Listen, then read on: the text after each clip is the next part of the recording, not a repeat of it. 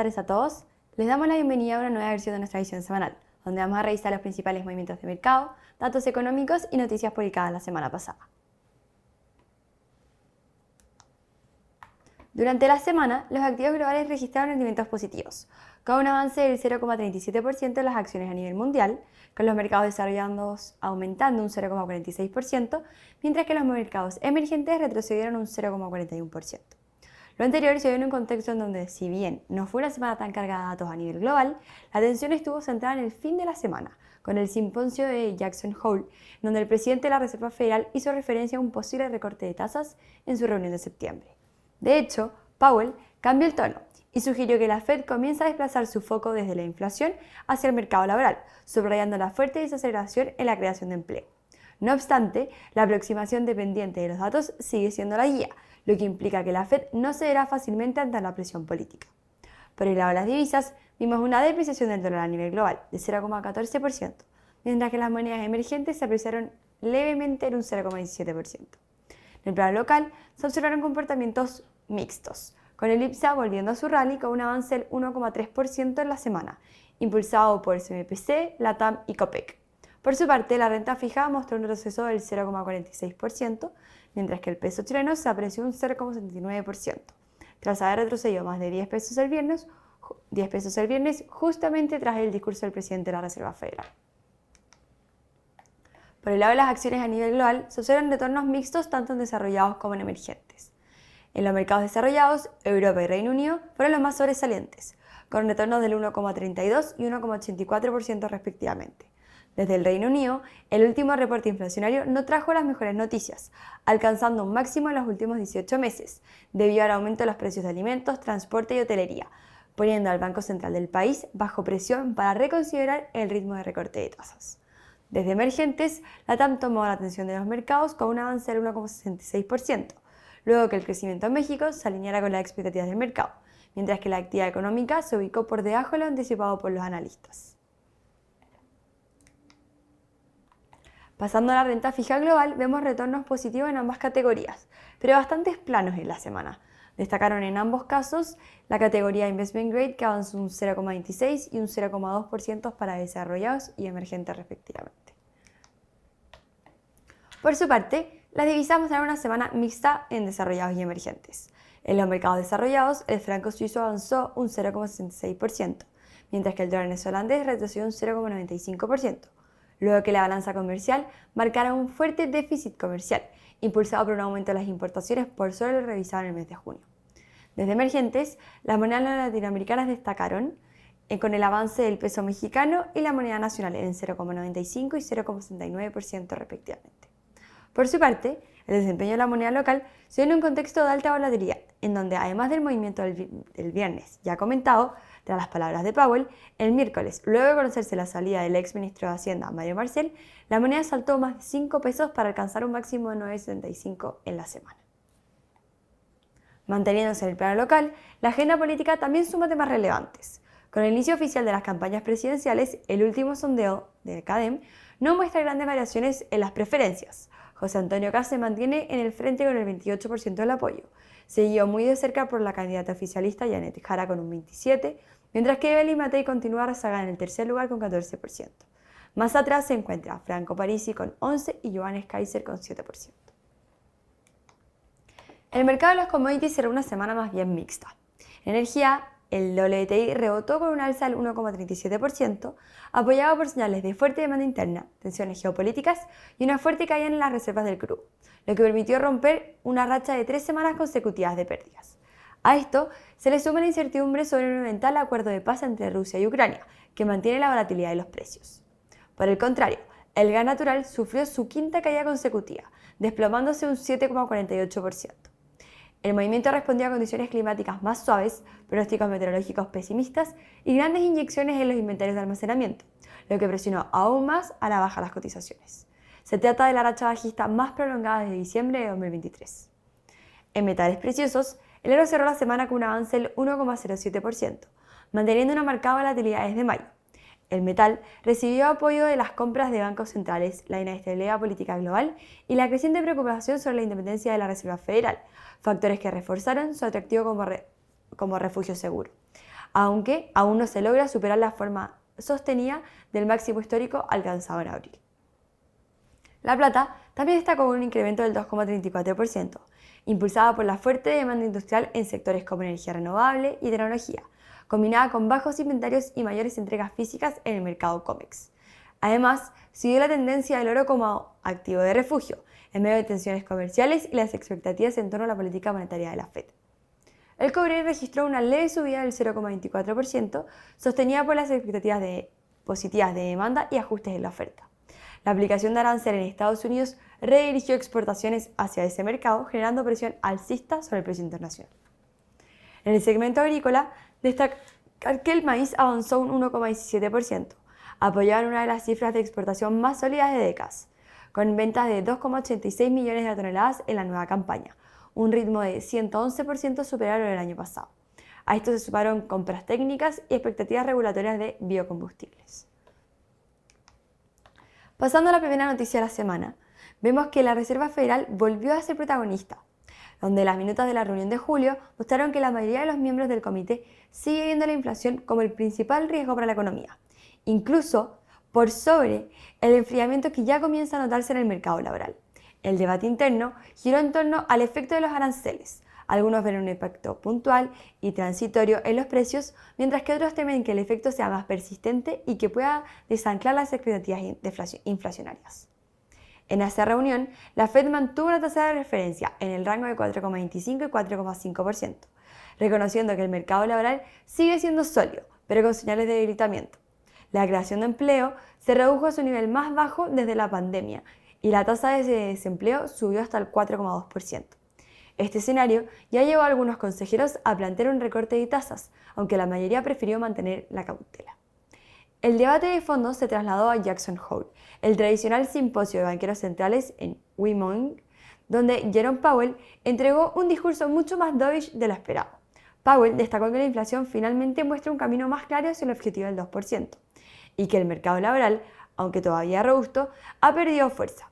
La creación mensual de empleos cayó de 168.000 en 2024 a solo 35.000 empleos este año, reflejando una menor demanda laboral y de la caída en la oferta de trabajadores tras las restricciones migratorias. Powell describió esta situación como un delicado equilibrio. Por un lado, el desempleo sigue bajo en perspectiva histórica, pero cualquier aumento en los despidos podría disparar la tasa de desempleo más rápido de lo previsto. En paralelo, señaló que el crecimiento económico se moderó a 1,2% en la primera mitad del año, la mitad del ritmo observado en 2024, con el consumo de hogares mostrando mayor debilidad. En materia de precios, Powell reconoció que los aranceles ya están presionando los bienes importados, mientras que la inflación en vivienda sigue cediendo y los servicios no relacionados a la vivienda permanecen elevados.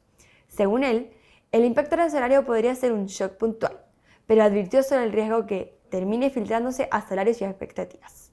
En este contexto, Powell afirmó que la política monetaria sigue siendo restrictiva y que el balance de riesgos ha cambiado. Ahora pesan más los riesgos de un deterioro en el empleo que los de una inflación persistente.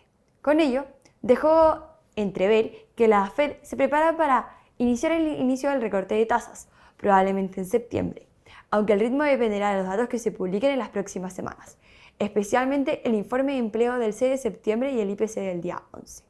En resumen, la Fed se encuentra ante una decisión evidente: el riesgo de inflación aún presente frente a un mercado laboral que empieza a mostrar debilidad, con Powell insinuando que el tiempo de comenzar a bajar las tasas está cada vez más cerca. Como segunda noticia, durante la semana pasada, el ex ministro de Hacienda, Mario Marcel, presentó su renuncia al cargo. Marcel ocupaba el puesto desde el inicio de la administración y formaba parte de los miembros más conservadores y políticamente experimentados de la coalición gobernante. Durante su gestión, lideró el ajuste fiscal del 2022, la negociación de la reforma provisional junto a Janet Jara, la ley de regalías mineras y la normativa para fortalecer el cumplimiento tributario, entre otras iniciativas. La renuncia responde a motivos personales, según reportes de medios y declaraciones de parlamentarios. Su reemplazo será Nicolás Grau, quien se desempeñaba como ministro de Economía. Economista con doctorado en la Universidad de Pensilvania, Grau fue presidente de la Federación de Estudiantes de la Universidad de Chile entre 2005 y 2006. Es miembro del Frente Amplio y cercano al presidente Boric. El cambio en Hacienda se produce en un contexto de ajuste fiscal y año electoral. Marcel había anunciado una reducción del gasto público equivalente al 0,54% del PIB para el 2025, parcialmente implementada, reflejada en un crecimiento real del gasto del 0,1% interanual en mayo-junio. En el segundo trimestre, el déficit fiscal acumulado alcanzó el menos 2,7% del PIB, con un objetivo de reducción de menos 1,5% al cierre del año. El cambio de gabinete podría influir en la política fiscal, especialmente frente a presiones políticas derivadas del calendario electoral. Entre los posibles escenarios, algunos analistas mencionan la eventual implementación de un programa de transferencias sociales, similar al IFES del 2021, con un costo fiscal aproximado de 3.000 millones de dólares por mes, lo que podría elevar el déficit al 4% del PIB, aunque esta medida no forma parte del escenario base. Otros cambios en el gabinete incluyen a Álvaro García, quien asumirá como ministro de Economía en reemplazo de Grau. García cuenta con maestría en la Universidad de Maryland y doctorado en la Universidad de California, Berkeley, y ha ocupado cargos de ministro de Secretario General de la Presidencia y ministro de Economía en gobiernos anteriores. Pasando a la tercera noticia, vemos que las autoridades de Shanghái anunciaron nuevas medidas para facilitar la compra de viviendas, en un intento de contener la prolongada crisis del mercado inmobiliario. Los residentes elegibles, incluidos los no locales que hayan aportado al sistema de pensiones por 3 años, podrían adquirir viviendas nuevas en áreas urbanas y un número ilimitado de propiedades en los suburbios. El anuncio impulsó las acciones de desarrolladoras chinas, con China Banque y Sunac China subiendo un 16 y 13% respectivamente. La flexibilización también busca reducir el inventario de viviendas en los suburbios, que representan cerca del 80% de los inmuebles sin vender en la ciudad, y eliminar la distinción entre primera y segunda vivienda para efectos de tasas hipotecarias, reduciendo costos de financiamiento. Además, se aumentaron los montos disponibles a través del Fondo de Vivienda, permitiendo préstamos de hasta 2,16 millones de yuanes, cerca de 302.000 dólares, y retiro de depósitos para pagos iniciales, favoreciendo a hogares de menores ingresos. Estas medidas se suman a las implementadas por Pekín en agosto y reflejan el esfuerzo del gobierno chino por estimular la demanda y contener la caída del sector inmobiliario en un contexto de riesgos económicos adicionales. En cuanto al reporte de resultados, vemos que el segundo trimestre está preparado para esta semana, donde estaremos principalmente atentos al reporte de PDD hoy día lunes, Scotiabank y Banco de Galicia martes, CrowdStrike y Nvidia el miércoles, Best Buy y Gap el jueves y finalizando con Alibaba el viernes. Con esto, al día de hoy ya han reportado 474 de 497 empresas del S&P, las cuales han mostrado una sorpresa positiva en utilidades del 7,95%, mientras que en términos de crecimiento se ha reportado un 10,96%. En cuanto al desempeño de las acciones, vemos que esta semana el S&P acumuló un avance moderado de 0,28%, impulsado por el cambio en el tono de la Reserva Federal. El simposio Jackson Hole, Jerome Powell, dejó entrever que podría venir cortes de tasas tan pronto como septiembre, aludiendo a la moderación del mercado laboral y a una nueva priorización entre inflación y empleo. Entre los principales ganadores destacó Paramount Skydance, que subió un 17,11%. El alza vino tras el cierre exitoso de su fusión con Skydance, sumado al optimismo por recortes de empleo que mejorarían las ganancias tras la integración. Packaging Corporation of America avanzó cerca del 9,3% después de reportar resultados trimestrales. En contraste, Palantir cayó un 12,61%, afectado por dudas sobre su elevada valorización y una corrección más amplia en el sector de inteligencia artificial, pese a haber entregado buenos resultados. First Solar se desplomó un 9,73%, tras las declaraciones del presidente Trump de que Estados Unidos no aprobaría nuevos proyectos solares o eólicos, lo que golpeó fuertemente al sector de energías renovables. Pasando al plano local, el ICPA cerró la semana con un avance del 0,95%, manteniendo el impulso del mercado de las acciones chilenas.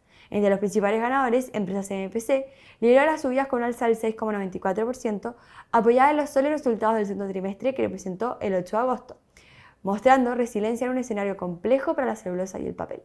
Por su parte, LATAM Airlines avanzó un 5,48%, alcanzando un nuevo máximo de 52 semanas en $46,44, lo que representa una subida anual de más del 79%. El repunte estuvo respaldado por buenos resultados del segundo trimestre, donde reportó ingresos de $3.300 millones y un EPS de $0,66, superando ampliamente las expectativas del mercado. En contraste, entre las principales bajas de la semana, Engie Energía Chile retrocedió un 3,61%, a pesar de haber presentado resultados trimestrales sólidos, con ingresos que superaron el 21% de las proyecciones y un EBITDA impulsado por nuevos proyectos renovables. Cencosud Shopping cayó un 2,57%. En cuanto a los datos económicos para esta semana, vemos que los mercados financieros comienzan la semana con algo más de holgura hoy lunes, pero con la atención de los analistas puesta hacia mañana, con la publicación del índice de confianza al consumidor del Conference Board mañana martes, la segunda estimación del PIB del trimestre el jueves y el deflector del consumo personal, también conocido como PCE, el viernes. Asimismo, el día viernes, de forma local, será un día relevante con la publicación de la tasa de desempleo, producción industrial y ventas minoristas. Muchas gracias a todos por su atención. Nos vemos el próximo lunes en una nueva versión de nuestra edición semanal. Recuerden que ante cualquier duda o requerimiento, nuestros canales de atención están siempre abiertos para ayudarlos. Que tengan una muy buena semana.